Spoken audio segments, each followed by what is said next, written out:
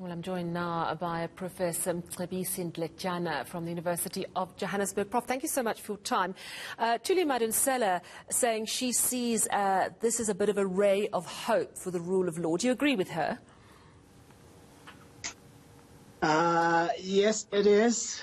It is. I think that the key thing here is that equality applies to everybody, that there is no one who is exempted in the ordinary application of law. And my sense is that President Zuma felt that because of his own background, because of his own circumstances, he could say whatever he pleased, and for some reason there was some kind of a special dispensation in his case.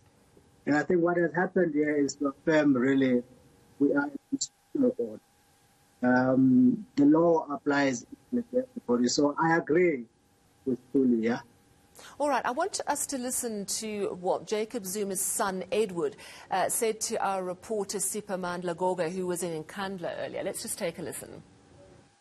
Once again, I'm saying whatever decisions law enforcement agencies, decide upon, if that drastic decision happens to be taken, then they will have to pass by me, meaning I'll lay down my life for President Zuma.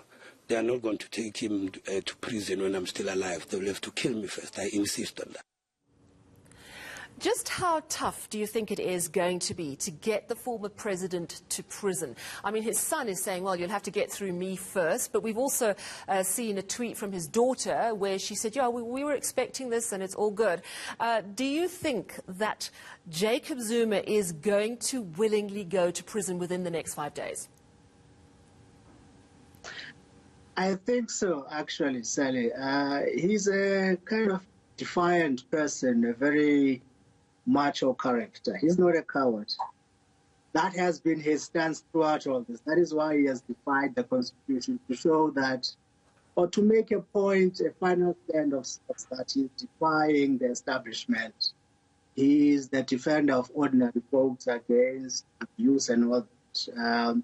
So because he has portrayed himself in such a manner, as a brave, militant, warrior kind of sorts, I doubt that he would allow himself to be taken by a ban. He would most likely, in keeping with that defiant, brave character, he would most likely walk to court to show that he's not afraid of serving time. After all, he did say all along that he's never afraid to go to prison.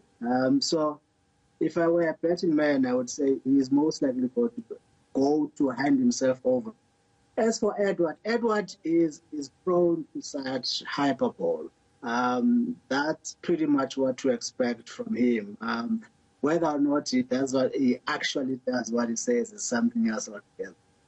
Politically, what do you expect is going to happen? The ANC are being quite muted, saying they've got to read the judgment. Do you think there's going to be big fallout within the ANC, particularly if indeed Jacob Zuma does willingly go to prison and then starts perhaps rebuilding that narrative of the fearless martyr? Well, there would be a backlash if ordinary folks believe that there is malice behind him going to prison. If they believe that the judiciary in cahoots with Raymond Zondo are out to get him. They have been saying all sorts of things, but what has been lacking quite permanently is evidence to substantiate those accusations. And so people can only believe that JZ is a victim if they are convinced that there is malice. So far, what we have seen is a very accommodating commissioner of the State Capture Commission, who's been bending backwards really to please people. President Zuma himself was given a number of opportunities to appear before the commission. Even the Constitutional Court itself pleaded with him. Gave him a lot of time to appear before the commission. They even begged him to determine his own sentence, but he didn't. And so far, the proceedings have carried on in a manner that do not lend any credence to the accusation that there's malice behind this. And so because of that absence of malice, I doubt that President Zuma will convince a large number of people, for instance, to rise up in his defense, because there will be no reason really to rise up. This is a clear case of someone who has refused to obey the law. Of course, you have the militia that has gathered at his house.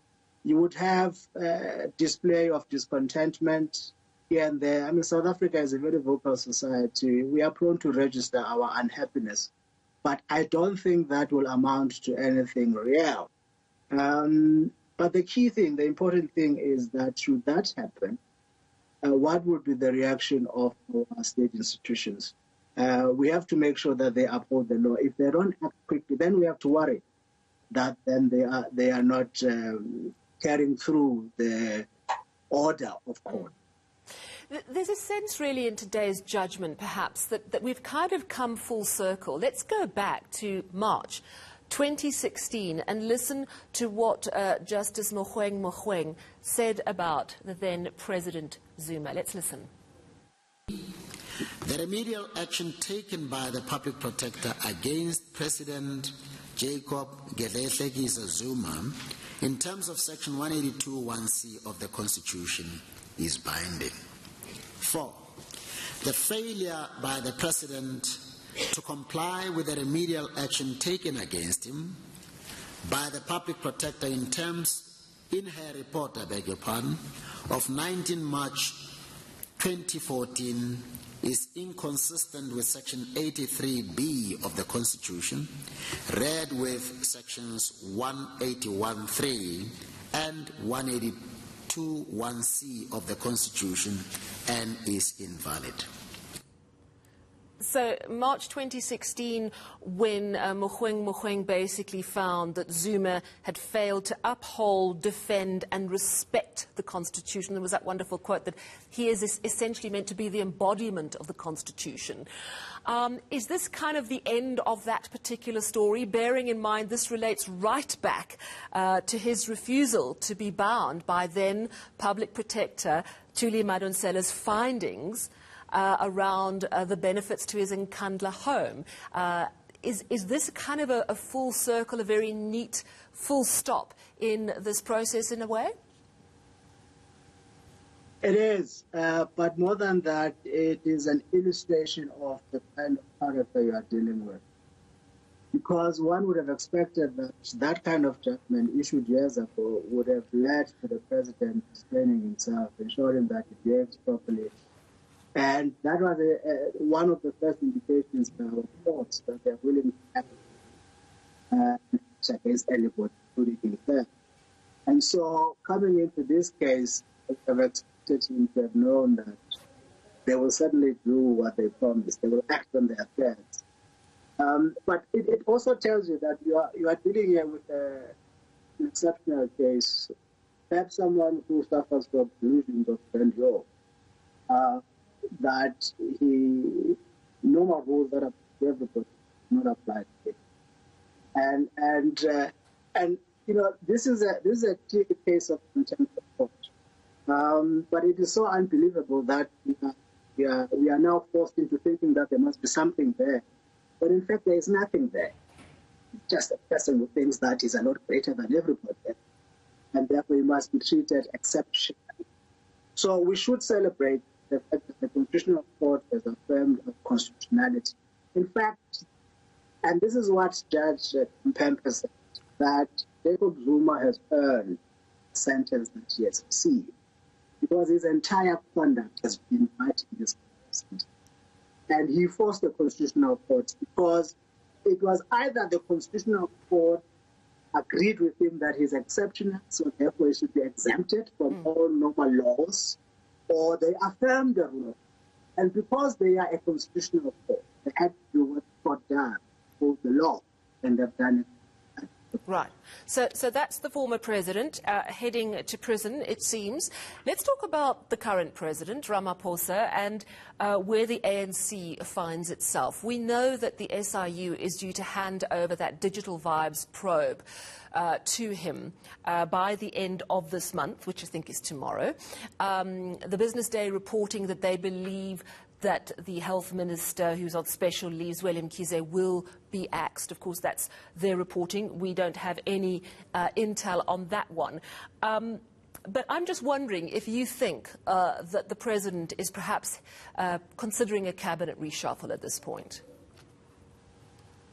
I mean, that's the most logical thing to do, because you cannot have a minister, the current minister of tourism, acting as health as well.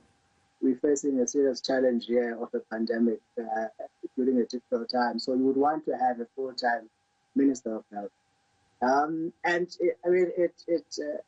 president has already promised that should the SIU come back with evidence of wrongdoing, he will have to act against Willem Kize. And so it goes without saying that he will be fired. The question is who then goes into place. All right. Well, thank you so much for your time this evening. Much appreciated. Political analyst Professor Mcebisi Ndletyana from the University of Johannesburg.